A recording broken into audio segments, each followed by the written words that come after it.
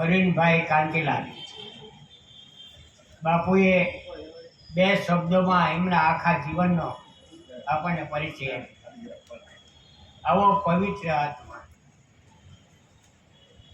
એ તો આ પરિવારના આગળ પગ મૂક્યો ત્યાં જ આખા પરિવારની અમને ખ્યાલ આવી કે આવા પવિત્ર પુરુષો જે પરિવારને રાજકોટ, અમદાવાદ જેવા શહેરોમાં ધીકતા ધંધાઓ ઉપર બેસાડી અને આખી જિંદગી આનંદ, મંગળ, ભક્તિ, પ્રેમ સાથે જીવન જીવી અને પરિણામ કરી ગયા છે, એ વ્યક્તિ એના પરિવારના દર્શન કરીને અમે ધન્ય થઈ અને એમની શ્રદ્ધાંજલિ આપવા માટે અમે ચારણ તરીકે આજે અહીં બેઠા છીએ ત્યારે અમને ગૌરવનો પાર નથી. અમે હરિરસની પ્રવૃત્તિ એવી છે,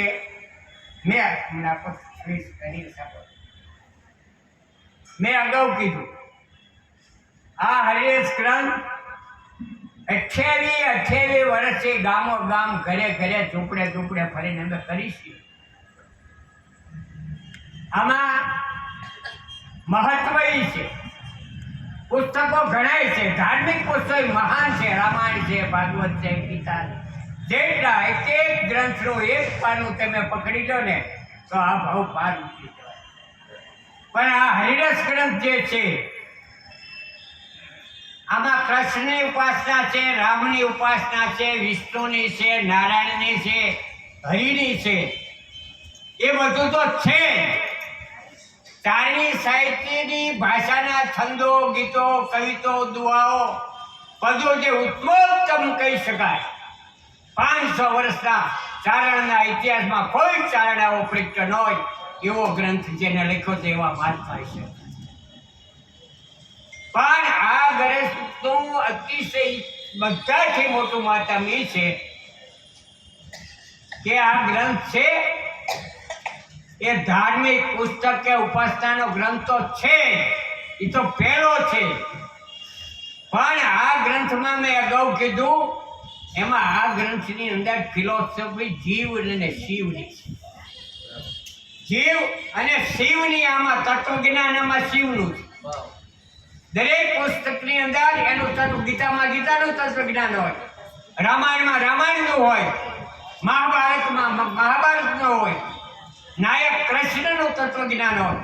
પણ આ ગ્રંથની અંદર જીવ અને શિવનું તત્વજ્ઞાન. મહાત્મા ઈશ્વરદાસજી ના પિતાશ્રી અને સુરાજી,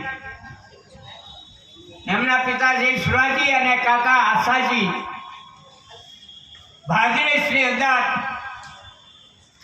આમનો મોટો જાગીરદારી ગરાસ, એની અંદર ખેતી કરે. આ બધા આમાં હરીશમાં છે, જાણીતી વાત છે. વાત વિશેષ વાત તો આ બધા જાણો છો એટલા માટે નથી કહેતો, પણ આની અંદર તત્વની ફિલોસોફી ક્યાં છે એ હું કહું છું. એ બે ભાઈઓ ભાગરેજની અંદર મોટી ખેતી કરતા અને એ ખેતીની અંદર એમના પિતરાભાઈ જે હતા ગુમાનદાર, એ ગુમાનદાર અવરોધ કરતા.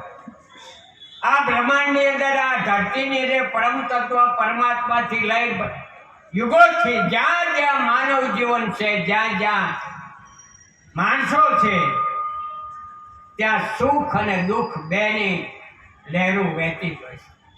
ક્યાંય સુખના પવનો ફેંકતા હોય, ક્યાંય દુઃખના વાયરા વાતા હોય. એમ આ બે પિતા, બે ભાઈઓ એટલા પવિત્ર, ઈશ્વરમય, ભગવાનમય, એ ગામની અંદર જે જમાતો આવે એ સાધુ સંતોને આદર આપે, પ્રેમથી જમાડે, રાખે, હાચવે. અને એમાં આપ જાણો છો બધા, એક જ્વાલાગીરી સંત પોતાની જમાત લઈ આખા ભારતનું ભ્રમણ કરતા કરતા ત્યાં આવે અને ભાગીરેજની અંદર જ્યારે આવે ત્યારે એની સરભરાને એની સેવા કરવા માટે આ સુરાજી અને આશાજી બે ભાઈ સતત હોય. એક પ્રસંગ બન્યો, એ જમાતને આવું અને જેમ દિવાળીની સિઝન આવી અને આશાજીના વાડીએ ખેતરે ગયા તેના પિતરાઈ ભાઈ ગુમાનદાન મારતે ઘોડે આવ્યા. આશાજીએ 60-70 દાડિયા કરેલા ખેતીની મોસમ લેવા માટે. અને આ કાકા પિતરાઈ ભાઈ આવી અને દાડિયાને ધમકાવી અપશબ્દો બોલી અને દાડિયાને કાઢી મૂક્યા. આશાજી નિરાશ થયા. પોતાના મોટા ભાઈ